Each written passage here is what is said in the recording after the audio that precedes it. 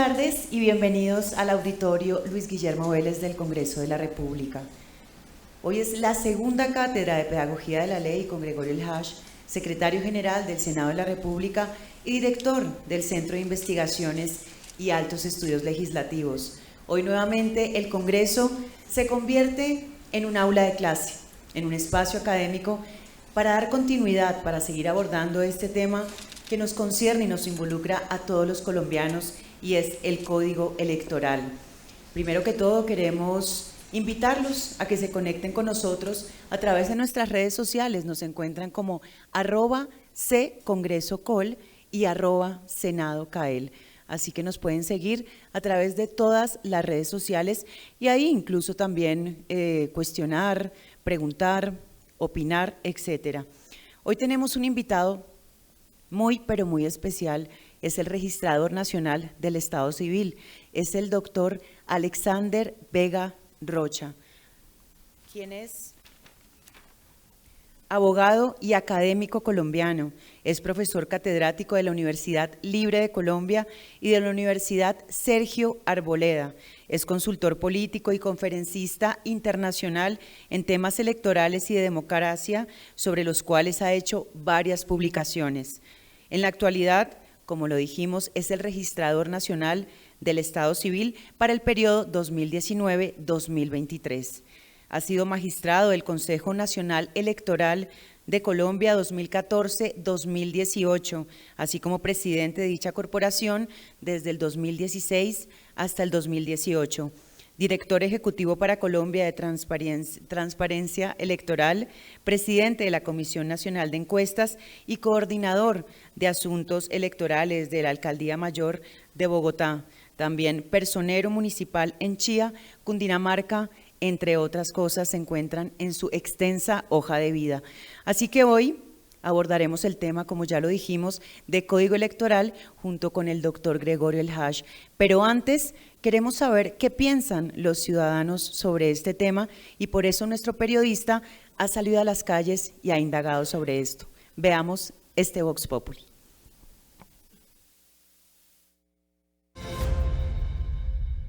Hoy en nuestro programa Pedagogía de la Ley le preguntamos a la gente en qué cree que consiste la reforma al Código Electoral. También les preguntamos si confían en el voto electrónico y qué prefieren, el voto digital o el tarjetón. Veamos. Habría que confiar, porque pues la tecnología así lo demanda, lo exige, ¿no? Como estamos en la era de la virtualidad, habría que confiar en el voto electrónico, sería un gran avance. De hecho, en muchos países ya lo hay, creo.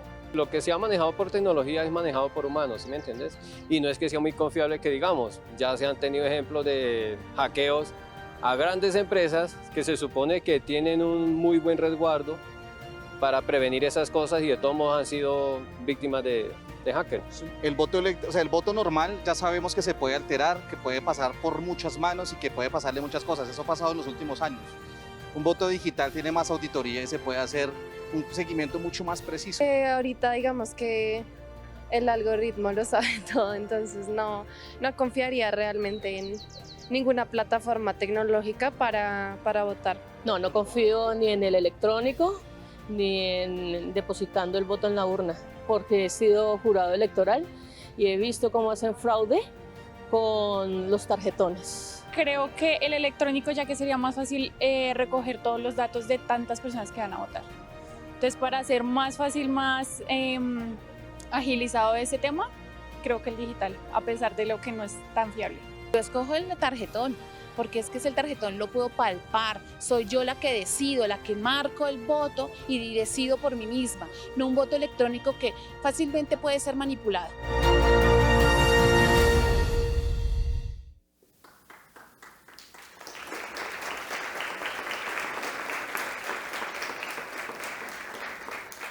Buenas tardes, nos complace mucho llegar a esta nueva presentación de la cátedra denominada Pedagogía de la Ley. La mesa directiva del Senado de la República envía un saludo muy especial, un reconocimiento a quienes la vez pasada nos acompañaron acá para iniciar la serie de clases sobre el tema electoral en Colombia. el presidente Iván Name y los dos vicepresidentes están supremamente reconocidos con la participación de estudiantes, académicos, profesores, funcionarios, los llamados enlaces de las entidades públicas del orden nacional. Esto nos anima y nos compromete mucho más a realizar esta actividad. Recordemos que pedagogía de la ley se llama así precisamente porque lo que busca es enseñar, transmitir conocimiento, no solamente información, pasar de aquella creencia un poco desueta de que la ley se presume conocida, que es un tecnicismo para la aplicación jurisdiccional de las normas, a que realmente conozcamos cómo son, cómo se concibieron, cómo quedaron, cómo funcionan, para qué sirven, cómo se aplican las leyes más importantes del sistema jurídico colombiano.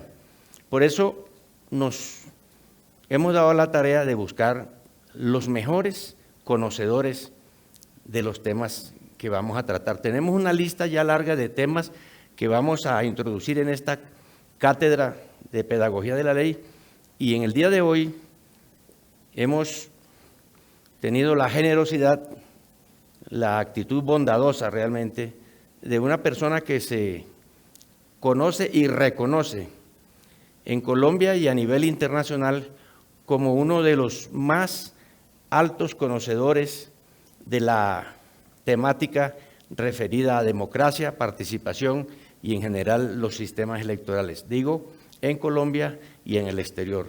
Con una experiencia dilatada, ya habrán escuchado lo que la anunciadora presentó, que nos permite tener la confianza en que su intervención acá en esta cátedra es garantía no solamente de seriedad, sino de aprendizaje entre quienes están aquí llenando este salón, Luis Guillermo Vélez del Congreso de la República, y quienes también hacemos nuestro aprendizaje en la invitación que tenemos secuencialmente para que nos acompañen.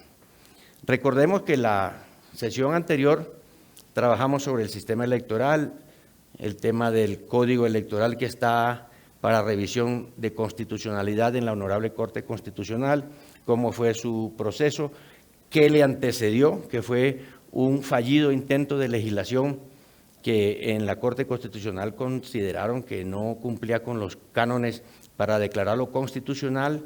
En el argot común y corriente se cayó, es lo que decimos acá, tocó volverlo a tramitar, se hizo con el mejor cuidado, como siempre se hace, y en este momento está para control de constitucionalidad.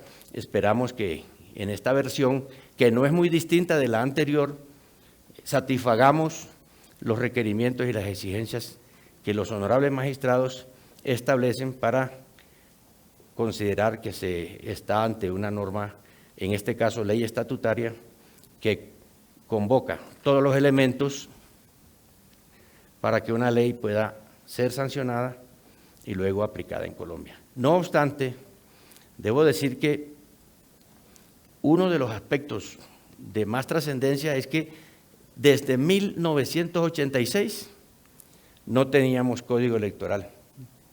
El código electoral nuevo trata de llenar y de actualizar toda la normativa jurídica, especialmente para que el sistema democrático en lo electoral funcione de la mejor manera.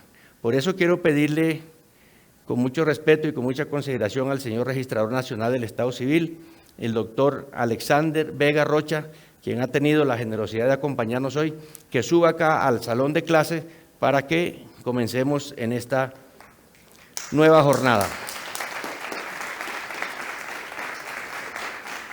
Bienvenido, señor registrador, un placer tenerlo acá en esta aula abierta del Congreso de la República. Por favor, asiento para que la cátedra sea más decantada y más provechosa, como es lo que nos proponemos. Y entremos de una vez al tema que usted más que nadie es no solamente conocedor, sino impulsador en Colombia y en el exterior de los asuntos de la modernización y de la democratización del sistema electoral. Hay, por virtud de nuestros estudiantes, una cantidad de temas que hemos ido recogiendo y los vamos a plantear indistintamente, sin ningún orden normativo ni en la estructura que viene en la norma que está para estudio de la Corte Constitucional. Primero, porque hay mucha mujer que ha venido acá, muchas niñas, estudiantes, muchas profesoras, televidentes también en las redes nos han escrito, quieren saber sobre cómo está hoy día el tema de la paridad para efectos electorales, porque hay mucho interés y mucha atención a este tema que en Colombia ha sido muy publicitado, pero que parece que la gente no puede agarrar eso en sus manos y poderlo ejercer, señor registrador, para su primera intervención. Bueno, primero agradecerle, señor secretario, la invitación a la cátedra. Creo que este es el tema más importante que tiene la democracia colombiana en todo el sentido, las normas electorales. Yo le voy a comentar, viendo este buen auditorio, el Código Electoral fue pensado no en las futuras elecciones, sino en las próximas generaciones. Fue pensado en estos jóvenes y en sus hijos. Para tocar los temas más puntuales, hoy en día tenemos un 30% de cuota de género que favorece a la mujer en las listas para las corporaciones públicas. Cuando hablamos de corporaciones hablamos de GAL, consejos, asambleas y congreso. Pero yo le traigo hoy datos ya una vez actualizados. El día domingo cerramos el periodo de modificaciones y tengo un dato importante, si bien la obligatoriedad de la ley es el 30%, tenemos hoy en día para las elecciones territoriales de octubre el 40% de participación de mujer.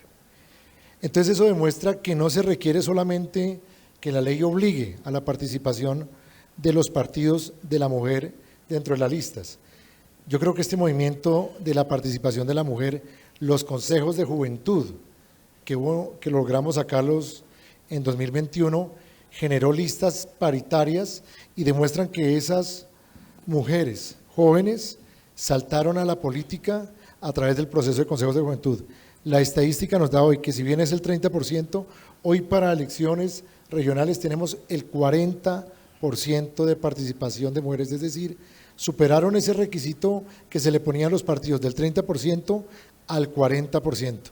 Dato importante, también tenemos listas de solo mujeres. Y me preguntarán, pero si el 30% es de género a favor de mujer, ¿por qué hay listas completamente de mujeres? Porque el Consejo Nacional Electoral también en una acción afirmativa que las listas de solo mujeres serán protegidas también.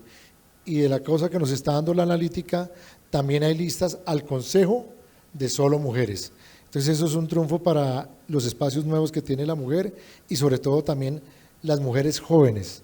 Estamos haciendo analítica de participación entre los 18 y 25 años y tenemos un número importante ya de mujeres participando en política. Registrador, debo introducir este tema. Aquí en la discusión de los últimos artículos, usted que estuvo tan atento a las votaciones que fueron absolutamente arrolladoras, hubo inconformidad porque no se aprobó la norma que quería obligar por ley a la paridad y hubo manifestaciones bastante fuertes contra esa decisión del Congreso. Me parece, y usted me corregirá, que el asunto no es normativo, no es de obligar a la gente, no es de ponerle un parámetro ahí en una norma jurídica, sino más bien de impulsar la cultura de la participación, que es a lo que nos convoca la Constitución de 91.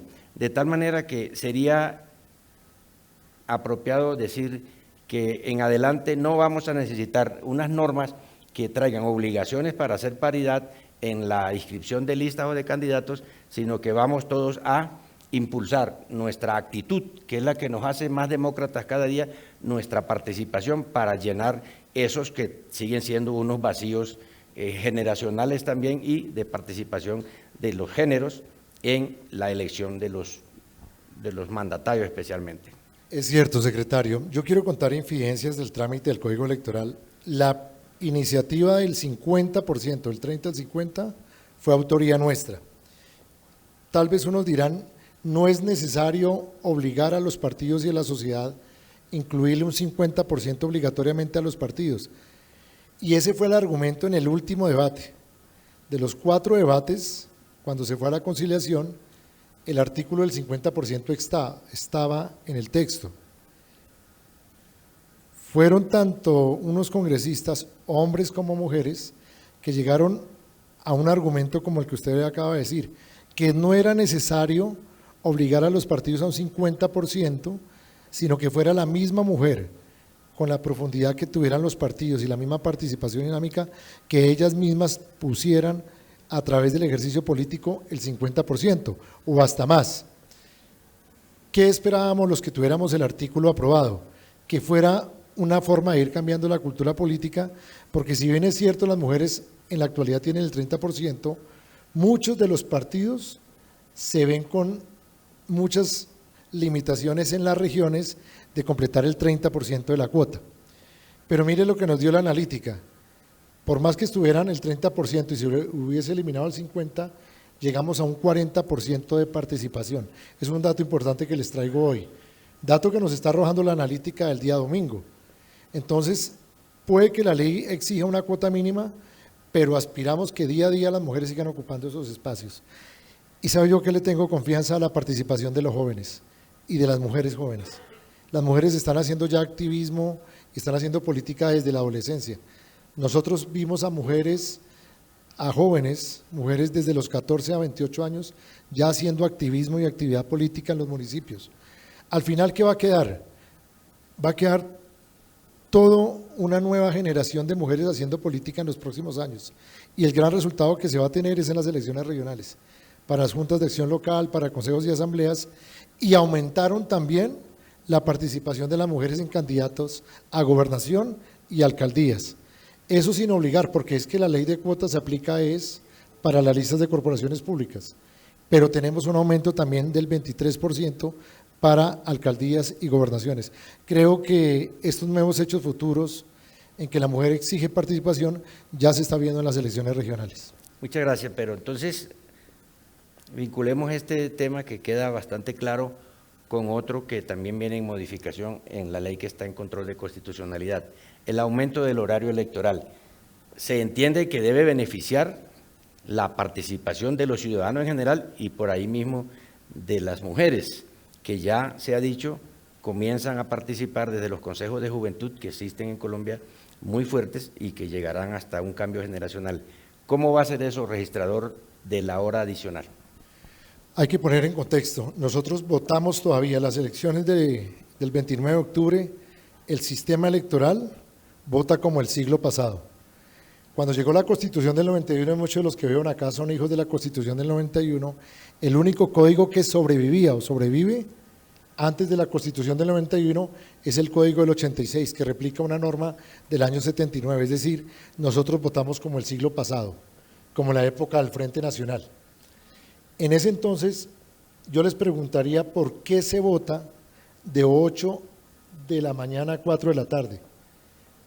Yo he estado como observador en cerca de 38 procesos electorales en todo el mundo y los sistemas electorales se basan en la cultura política de cada país. Colombia vota de 8 a las 4 de la tarde y es la jornada electoral más corta de todo el continente americano y eso obedece a un antecedente histórico. Antes del 79, cuando habían los escrutinios en los municipios, los escrutinios duraban hasta las 7 de la noche, 8 de la noche. Cuando Colombia no estaba conectado y no había fluido eléctrico, en los municipios las comisiones escrutadoras o los jurados de votación hacían el escrutinio a luz de vela, esperma. Prácticamente ponían las velas y en las zonas más alejadas del país empezaban a escrutar. ¿Y qué sucedía? Cuando un resultado no le favorecía a un candidato, empezaban a quemar los votos. Cuando vino la reforma del año 86, acortaron la hora de la jornada electoral de 8 a 4 de la tarde. ¿Por qué creen? Para que hubiese todavía luz antes de las 6 de la tarde y evitar que los votos se quemaran en los escrutinios. Nosotros haciendo un comparativo, realmente la jornada electoral nosotros queríamos votar en el proyecto hasta las 6, 7 de la noche. Hubo contradicción porque decían, no, pero es que eso es muy de noche, pueden haber problemas. Recuerden que cada tema electoral, cualquier reforma que se quiera hacer, genera siempre una suspicacia de fraude. Hasta los mismos congresistas les toca a uno luchar eso, porque todo ven un fraude, un posible fraude, porque nuestra cultura política está arraigada al fraude del año 70, donde hubo una alteración al preconteo y entonces dejamos la hora a las 5 de la tarde.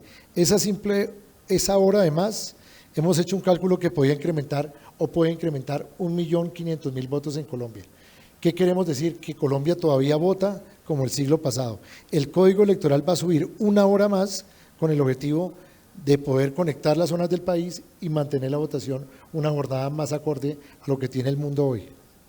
Eso es muy claro porque nos indica también que en la medida en que se va expandiendo la cultura de participación, la tecnología, la modernidad, la electrónica en estos casos, ahora vamos a hablar de eso, también contribuye a la participación de los ciudadanos. Vamos a un break y regresamos enseguida a la clase.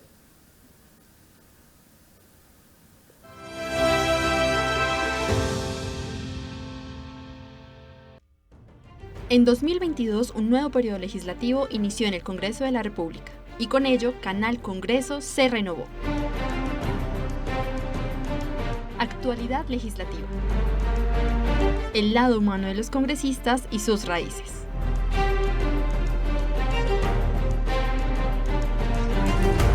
La cultura en el Congreso. La opinión de los parlamentarios.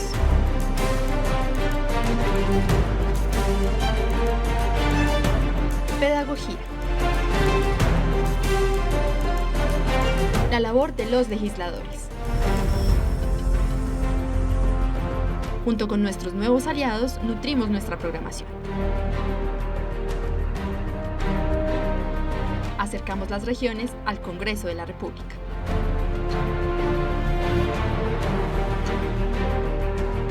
Y lo más importante, el ciudadano tiene la voz en nuestras pantallas.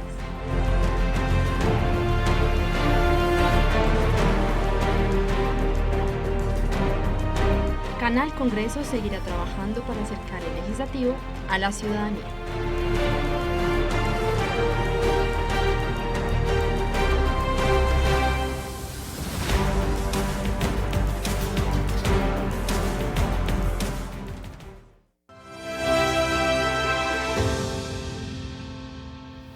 Regresamos a nuestra cátedra Pedagogía de la Ley, hoy con la presencia del señor Registrador Nacional del Estado Civil, el doctor Alexander Vega Rocha, quien ha asumido la conducción de contenido académico de esta clase para todos nosotros.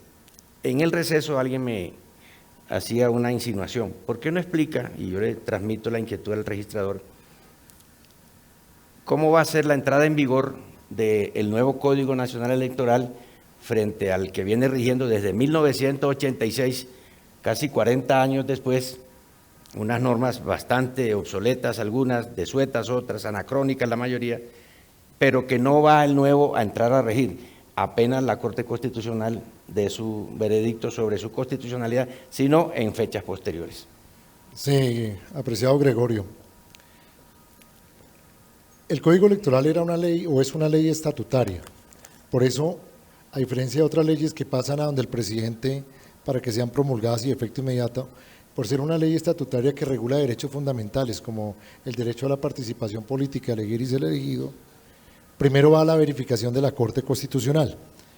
Si vamos a revisar el texto, hay normas que se aplicarán al momento en que la Corte lo apruebe y el presidente lo sancione, y hay otras normas que los mismos congresistas dejaron para tranquilidad de la transición, normas de voto electrónico, voto digital y distintos temas tecnológicos hasta el 2029. Lo importante del código, ¿qué es? Que dejamos una norma para el siglo XXI, para las futuras generaciones. Si yo les pregunto hoy que si sus nietos van a ir a un puesto de votación a votar, nadie va a ir a un puesto de votación a votar.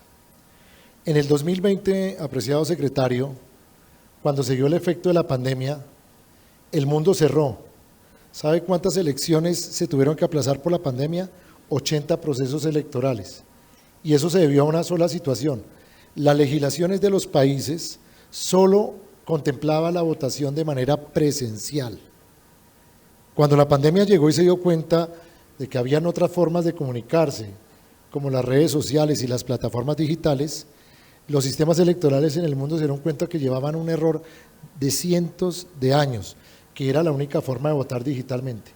Países como Estonia, donde el voto era digital, empezaron a aplicarse. México acabó de implementar el voto de los mexicanos en el extranjero. Y si quieren consultar el internet, El presidente Bukele de El Salvador, que es un presidente digital, acabó de implementar el voto digital para los salvadoreños en el exterior. En Colombia quedó el voto digital para los colombianos en el exterior. Son 1.200.000 colombianos que votan en el exterior que tienen que ir a los consulados. Y si le pregunto cuánto de esos 1.200.000 va a los consulados a votar, solo llegamos a 200.000 colombianos. Y obedece a un solo tema, que las legislaciones en el mundo, y menos ya la colombiana no lo es así, quedó con varios modelos de votación. Voto presencial, se mantiene el tradicional, el voto mixto, el voto digital a distancia. Al final, ¿qué le dejamos al país? Una legislación abierta para que si mañana viene otra pandemia o las futuras generaciones le vayan a decir a la organización electoral, nosotros no queremos ir a votar a un puesto de votación, la legislación le va a permitir al sistema electoral utilizar varios modelos de votación. Eso es lo que deja el Código Electoral y la vigencia. Unas normas que se aplicarán de manera inmediata, como la jornada electoral, y otras de manera progresiva, de acuerdo a lo que quisieron los congresistas. Esta nueva explicación es muy importante y va en consonancia con la conclusión anterior. La tecnología, la digitalización, como nos lo explica el registrador, también va en apoyo de la mayor participación. De suyo que no va a haber solamente los tradicionales 200.000 colombianos que participan desde el exterior.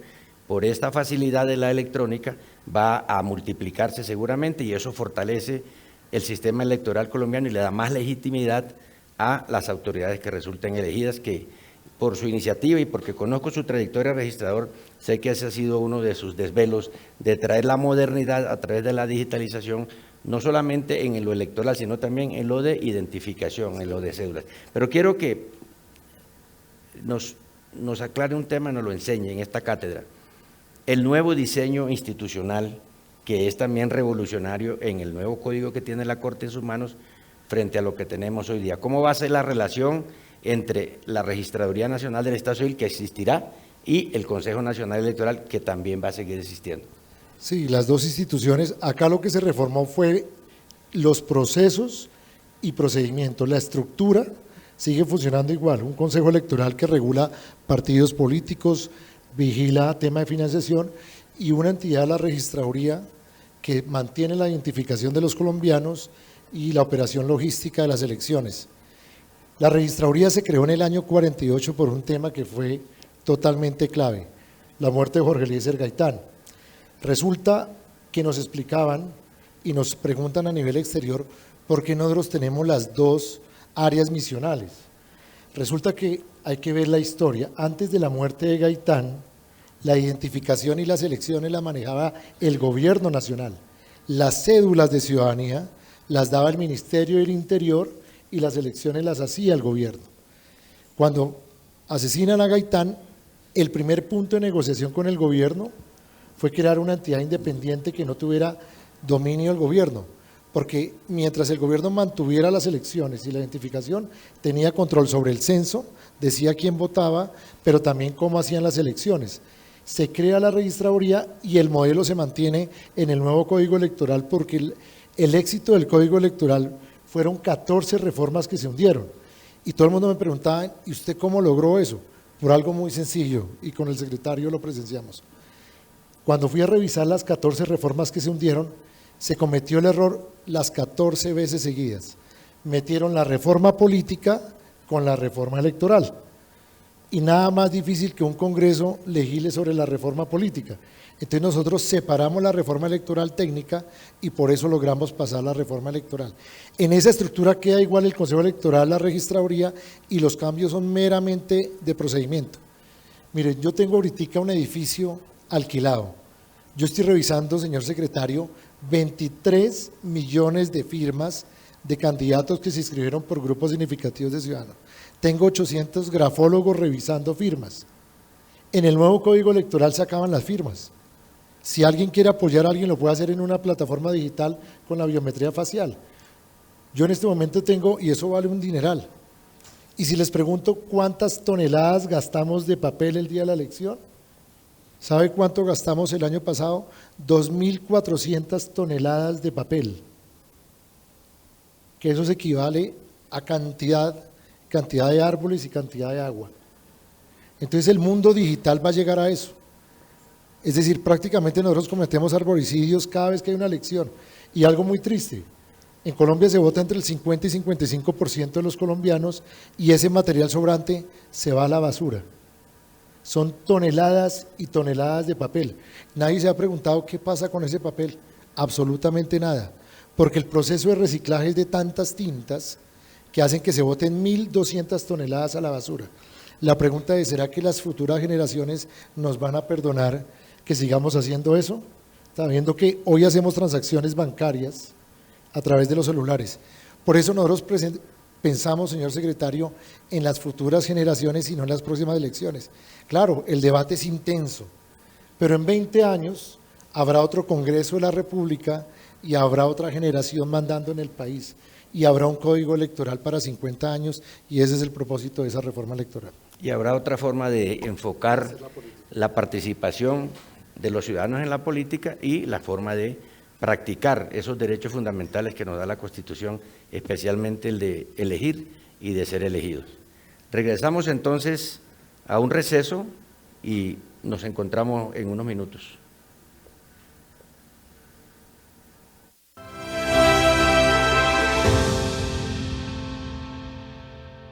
Detrás de una vocación hay una historia por contar. Rostros del Congreso, un espacio para conocer el lado humano del legislativo. Encuéntralo los sábados a las 7 p.m. por el canal Congreso.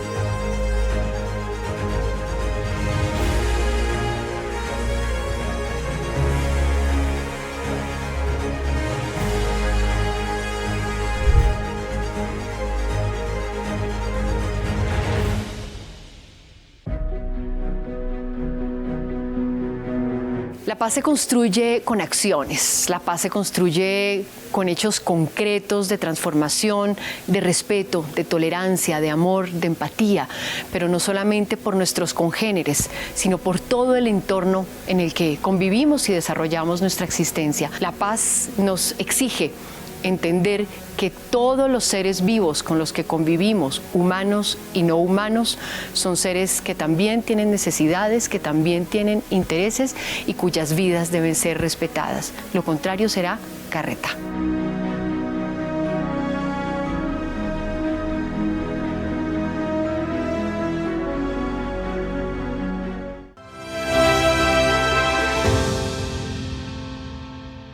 De nuevo con ustedes en la Cátedra de Pedagogía de la Ley. Hemos avanzado bastante, tenemos conocimientos nuevos, hemos refrescado la historia que no conocíamos y entonces queremos actualizar el tema de la modernidad registrador, el tema de la digitalización. Si entendí bien, Colombia tiene a su propia manera y con su propia cultura y con sus propios medios 3 modalidades de voto. El voto tradicional de papel, que ya explicó cómo habrá que seguramente superarlo, el de electrónico mixto y el digital, que es hacia donde debemos marchar. Háganos el favor y nos aclara eso y nos explica por qué es así y por qué es a la colombiana. Bueno, mientras en Estonia solo se vota digital por internet, hay países que votan electrónico. El voto electrónico puede ser presencial o no presencial. Colombia, el nuevo Código Electoral deja 3 modelos planteados. El actual modelo, y ustedes me van a preguntar, ¿pero por qué no acabó el actual modelo? Por una sencilla razón, porque Colombia lleva votando más de 200 años así. Yo no podía quitarle la oportunidad. Y usted me va a decir, ¿y cómo entonces van a los tres modelos, cómo se van a aplicar? Porque hay zonas del país, frente a la cultura política, que la gente le va a dar susto a una máquina. El doctor Luis Camilo Osorio, antecesor mío, él intentó implementar en La Calera, no estamos hablando de un municipio en el Chocó, en La Calera, y él cometió un error, y yo tengo todos esos videos guardados. Tenía una elección de alcalde, una elección atípica, y le dio por poner computadores en toda La Calera. Cuando bajaron los campesinos de la Calera a votar, se asustaron y dijeron, nosotros no votamos en esas máquinas, queremos el tarjetón. Tuvieron que abortar el piloto y recogieron todas las máquinas. Con esa experiencia quedó en Brasil lo mismo. En Brasil votan 140 millones de brasileros en un voto electrónico puro. ¿Y qué es el voto electrónico puro? Que tú votas y el voto queda en la máquina y sube al escrutinio. Y a las 7 de la noche, cuando termina la jornada electoral, el Tribunal Superior Electoral o el Tribunal Supremo Electoral de Brasil oprime un botón y salen los escrutinios. Y entonces me van a decir, ¿y cómo logran las fuerzas políticas validar ese resultado? Le mandan de las cerca de las 70.000 máquinas, le mandan 500 máquinas a cada partido político, a los auditores, auditan las máquinas, si no hay problema, certifican y con eso se le da legitimidad al resultado. Colombia no puede votar con un voto 100% electrónico porque Colombia todavía necesita el papel. Uno no le puede quitar al colombiano el papel. Entonces van a quedar tres modelos. El actual, que es en algunas regiones del país, donde de pronto el nivel de educación no sea igual al tema tecnológico, van a haber unos departamentos o municipios que todavía se va a mantener el voto manual. En otras ciudades se va a mantener el voto electrónico mixto. ¿Y qué es el voto electrónico mixto? Es el mismo voto electrónico, pero con una diferencia a la colombiana, como dice el secretario. Imprime el voto y el voto se deposita en la urna. Como un cajero. Entonces hay doble cómputo. Y al momento de las 5 de la tarde, la máquina saca el formulario de 14 ya diligenciado cuántos votos obtuvo cada candidato y los jurados ya no van a intervenir. El problema de nuestro sistema es que el jurado interviene y se equivoca y tacha y pone asteriscos y al momento de la transmisión eso es lo que genera las diferencias. En el voto electrónico mixto la máquina saca el acta del E14, se compara con la urna los votos manuales y los jurados solo tienen que firmar y se transmite. Colombia es de los únicos países que curiosamente a las 4 de la tarde se escruta las mesas y salimos corriendo con todos los votos nuevamente a escrutarlos a las cabeceras. Si yo les preguntara cuánto se ha desgastado Colombia haciendo 2 escrutinios, en la mayoría de países del mundo lo único que vale escrutinio es lo que esté mal escrutado por los jurados de mesa. Si el jurado de mesa diligencia bien el formulario, la mesa está nivelada, la mesa tiene que subir directamente al escrutinio general. Si hay una impugnación, ahí sí va el escrutinio. Nosotros hacemos 120.000 y quiero que me acompañen el 29 de octubre. A las 5 de la tarde, los que van a ser jurados o testigos, hay un funcionario de la registraduría que coge la bolsa y salimos corriendo nuevamente a escrutar.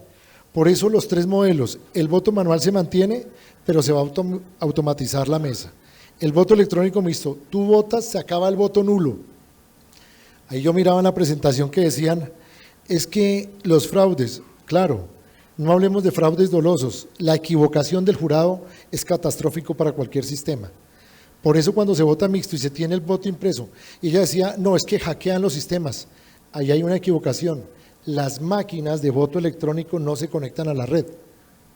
Por eso cuando una máquina no se conecta a la red, no hay posibilidad de hackeo. Y el tercer modalidad es el voto digital, hacia donde vamos a ir en 20 años, que es el voto de los colombianos en el exterior. México ya lo implementó y obviamente ya lo tiene Estonia y lo va a implementar El Salvador. La pregunta es, ¿se puede hackear ese sistema? Sí, porque sí es un voto en la red, pero ahí es donde tendrán que desarrollar los sistemas, así como evitan hackear una cuenta bancaria, tendrán que alistarse los sistemas para evitar que hackeen con tecnología blockchain todo el tema digital.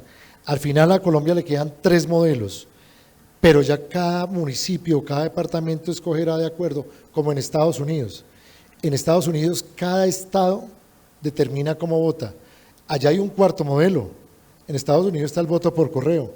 Hay estados como Oregon que vota todo por correo. Pero ¿cuál es el éxito en los Estados Unidos? Que nadie desconfiaba en su sistema hasta que Donald Trump vino a señalar el sistema. Por eso está a puertas de ser declarado culpable, porque afectó la conciencia y sobre todo el valor más preciado que tenía la sociedad americana, su sistema electoral, que no era un sistema perfecto. ¿Qué lo hacía perfecto? Que todo el mundo confiaba en él. Allá no hay censo electoral, allá no se vota con cédula, allá no hay biometría, allá la gente puede votar en cualquier estado sin ningún problema por presidente, porque nadie comete delitos electorales. Lamentablemente nuestra cultura política. Cuando yo voy a dictar conferencias internacionales, cuando me doy tiempo explicándole a la gente qué es la transhumancia electoral. Usted le explica a un uruguayo, un argentino, a un brasilero qué es la transhumancia, no entienden qué hace un señor o una señora yéndose a escribir en otro municipio cuando no tiene derecho a votar. Eso no lo entiende nadie, pero eso lo vive acá Colombia. Entonces la cultura política, en Uruguay votan hasta con los carnets del colegio, porque nadie piensa en suplantarse. Acá en Colombia sí se suplanta la gente. Acá toca poner 30.000 estaciones biométricas. Acá los muertos votaban o siguen votando porque la gente no registra la defunción para quedarse con la cédula del difunto. Primero para reclamar subsidios y en época de elecciones para vender la cédula.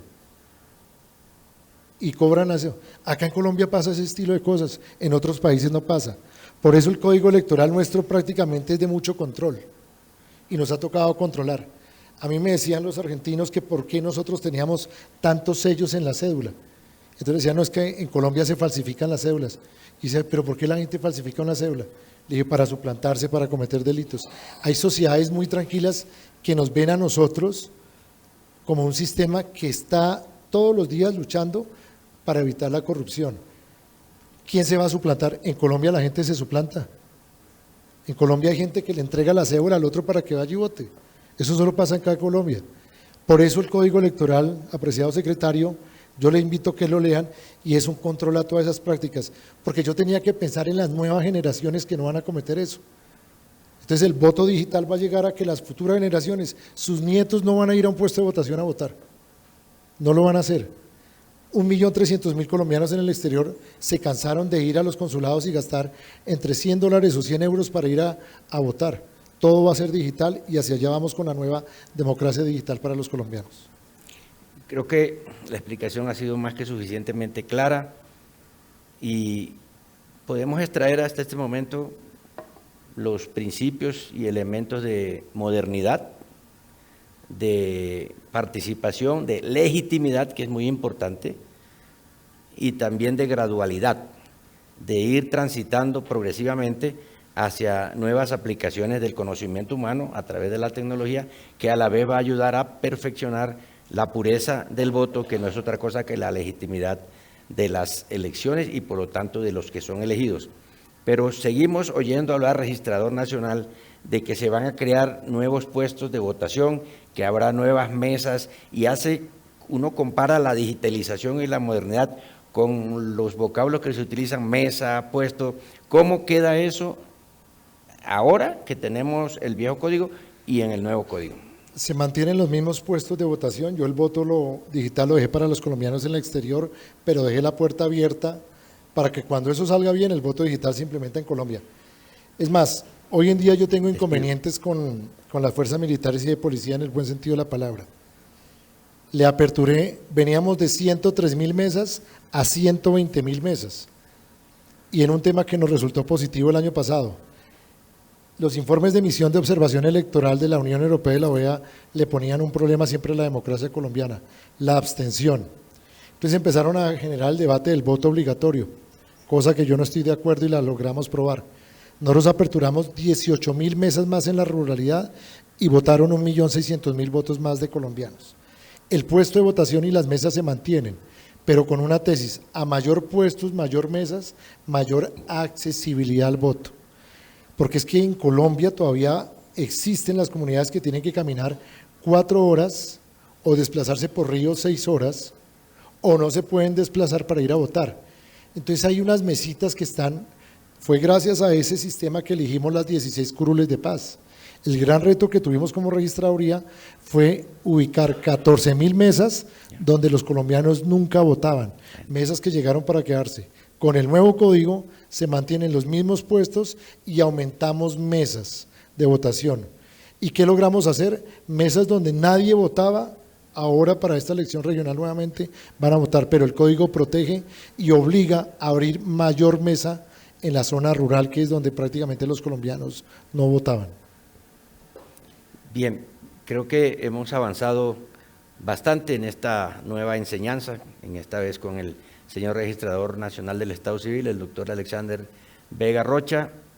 Por las manifestaciones que hemos recibido, hay mayor interés en continuar en esta cátedra de Pedagogía de la Ley, profundizando en estos temas. Por ejemplo, se quedan para un momento posterior financiación de campañas, financiación de partidos, personerías jurídicas para las colectividades políticas, todo ese entramado de figuras jurídicas que en Colombia han ido surgiendo como un bosque de cosas que a veces no dejan ver cuál es el fondo del sistema democrático, pero no me cabe duda, y lo acabo de confirmar acá con la presencia de este gran conocedor de estos temas, que además los ha hecho, ha ayudado a construirlos en su ejercicio, con su tarea de máximo director de los asuntos electorales y de identificación acá en el Congreso de la República. Por eso es que es importante hacer esta cátedra, esta clase de Pedagogía de la Ley, porque vamos haciendo enseñanzas y transmitiendo conocimiento.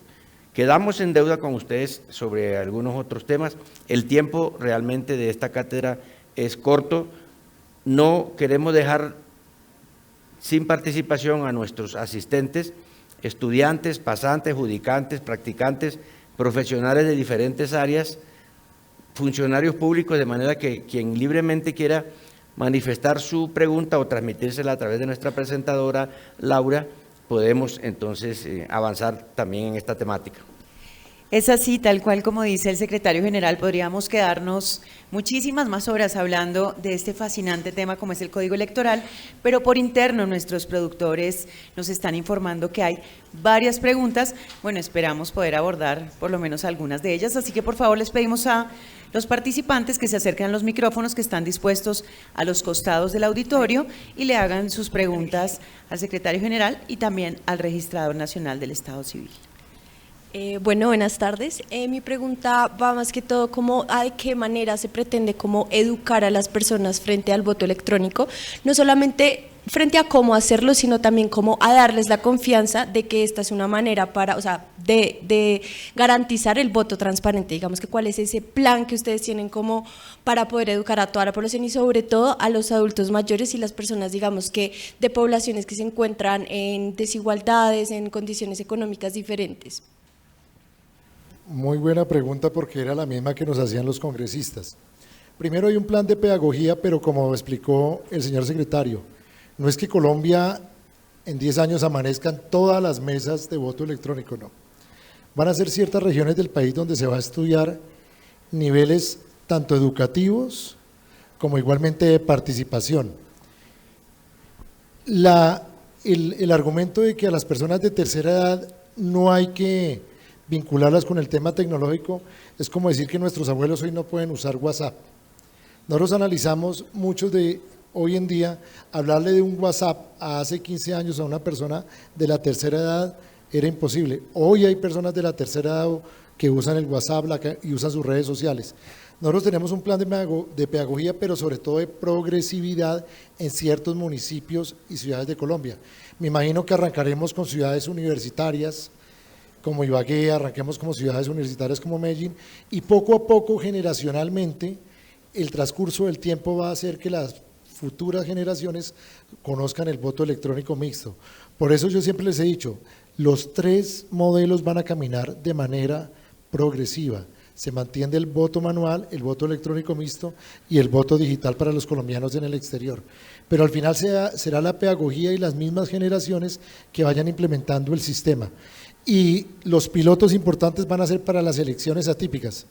Fallece un alcalde, inhabilitan a un alcalde, renuncia a un alcalde, esos pilotos podemos utilizarlos en esas elecciones atípicas para implementar el voto electrónico mixto para que la gente lo conozca. Buenas tardes, mi nombre es Diego Zúñiga. Mi pregunta es si el nuevo proceso institucional que se plantea en el nuevo Código Electoral maximizaría la percepción de confianza y legitimidad en la actividad electoral en Colombia. Totalmente, porque hoy en día nosotros tenemos demostrado que los problemas que hay del sistema electoral suceden en la mesa, con los jurados de votación. Jurado de votación que no tenga testigos electorales puede alterar el acta. Con el sistema del voto electrónico mixto, lo que hacemos es que el jurado solo puede dar la firma sobre lo que esté en la urna y el sistema guardará el backup, no de quién votó, sino el registro de los votos. La tecnología ya está inventada. Yo algo que quiero dar claridad, no es que esto no lo hubiéramos inventado en Colombia, el voto electrónico mixto. El voto electrónico mixto es el modelo más adecuado a la cultura colombiana porque todavía se certifica el voto en la urna. Y al final, eso es como todo. ¿Quién, cuando comenzó el tema de la banca virtual de los bancos, no le generaba desconfianza utilizar los medios bancarios? Poco a poco, a través de los años y los medios de seguridad de los bancos, la gente empezó a seguir confiando. Esto es un modelo igual de tecnología. Lo que pasa es que lo vemos hoy. Yo les pido es que miremos nuestras mentes a 20 o 25 años. Sus hijos y sus nietos tendrán una generación distinta. Los hijos de ustedes hoy están con un iPad, un celular en la mano, y ellos confían plenamente en esto. Y las empresas de tecnología tendrán que crear los sistemas de auditoría para que los partidos puedan certificar que esa tecnología ni fue manipulable el voto y se garantizó el secreto del voto. Entonces es la misma progresividad y el tiempo. Yo no les puedo decir ahorita es que esto va a ser así en 20 años. Lo que sí les aseguro es que en 20, 25 años este Congreso van a estar nuevos integrantes, la política va a ser distinta y la gente no va a ir a un puesto de votación a votar. Va a ser algo accesorio. El que quiera ir a votar a un puesto de votación lo hará, pero el que lo quiera hacer por internet, lo va a hacer por internet. Bueno, buenas tardes. Mi pregunta va relacionada en un escenario futuro cuando ya no tengamos que desplazarnos a una urna a votar, sino que desde la comodidad de nuestras casas podamos ejercer el voto. ¿Qué opinión merece usted si sería pues viable, independientemente de que esté o no de acuerdo con el voto obligatorio? ¿Usted vería la necesidad de pronto de implementarlo como un voto obligatorio en ese escenario futuro? ¿O qué desventajas o seguiríamos viendo algunas desventajas respecto a eso?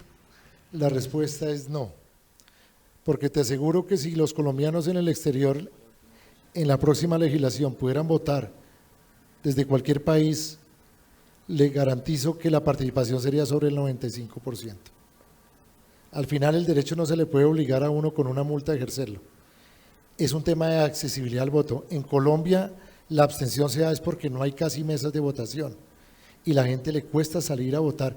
Y no hablemos en Bogotá porque nosotros miramos siempre, creemos que la mesa, hay una anécdota que yo tengo. La gente nunca se ha puesto a pensar qué hace la registraduría para que la mesa abra a las 8 de la mañana. Claro, en Bogotá es muy sencillo. Yo tengo un rubro para contarles infidencias. Yo le pago el día de la elección, yo pago 4.800 millones de pesos a muleros, a dueños de mula, que me llevan las mesas a las zonas más alejadas del país. Y le pago a agrupaciones de muleros para que me lleven el material electoral y a las 4:30 me lo saquen en mula. ¿Sabe cuántos satelitales uso yo para lograr transmitir la información? Más de 7.000 teléfonos satelitales donde no hay conectividad. Utilizo telefonía del Ecuador para poder transmitir zonas de Tumaco, el litoral pacífico nariñense y el Putumayo, porque nuestra telefonía celular no conecta. Esto es una operación logística. Entonces el voto obligatorio como obligación no va a ser necesario, porque cuando las tecnologías tenga acceso todo el mundo, automáticamente todo el mundo va a hacer uso de ellas. Eso va a ser algo totalmente irreversible. Mientras más se le dé la oportunidad a la gente de votar, van a hacer uso de la participación sin que se les obligue. Una pequeña adición, señor registrador. También hay que considerar la vida cotidiana en esto de la progresividad, de la modernización de los sistemas electorales en Colombia, de la gradualidad de introducción de estas nuevas tecnologías. Hay un elemento que se nos olvida, el de la familia. Ya, hoy día, está sucediendo, de que la generación intermedia de hoy día está ayudando a que los mayores se metan en el mundo de la digitalización, y también lo están haciendo para que los que vienen atrás, los niños, los jóvenes, vayan con naturalidad introduciendo también eso como algo que está al alcance de la mano y que no representa para ellos ninguna novedad. Para quienes tenemos cierta cantidad de años sí representó en su momento, y quienes están en la mitad, repito, van a ayudar a que los nuevos lo aprendan ahora y que los más antiguos se metan y apoyen y ayuden y participen. Habrá más participación, habrá más legitimidad, utilizaremos más la modernidad a través de lo digital.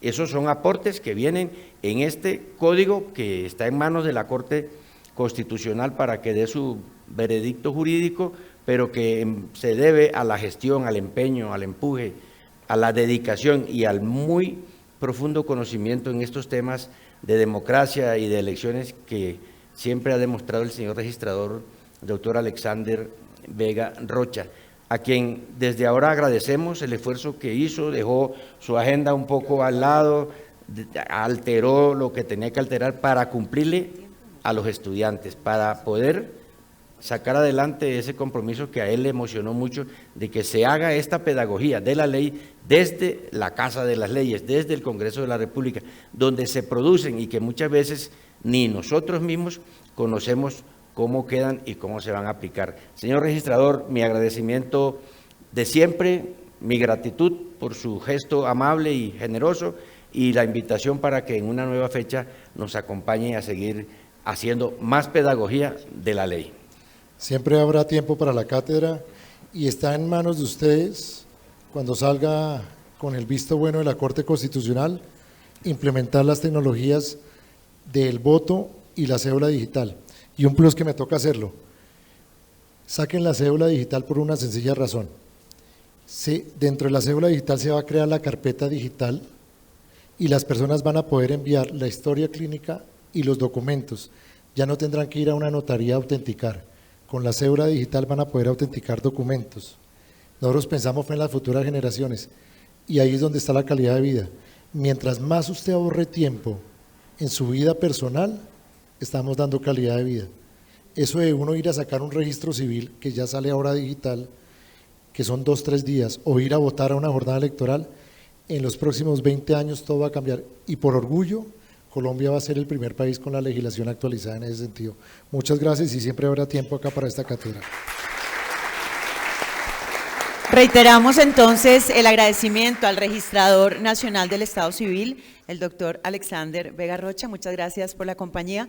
Muchas gracias también a todos los asistentes. Esperamos que hoy de verdad hayan aprendido muchísimo y que seguramente ya han sacado sus propias conclusiones sobre este tema que es el Código Electoral.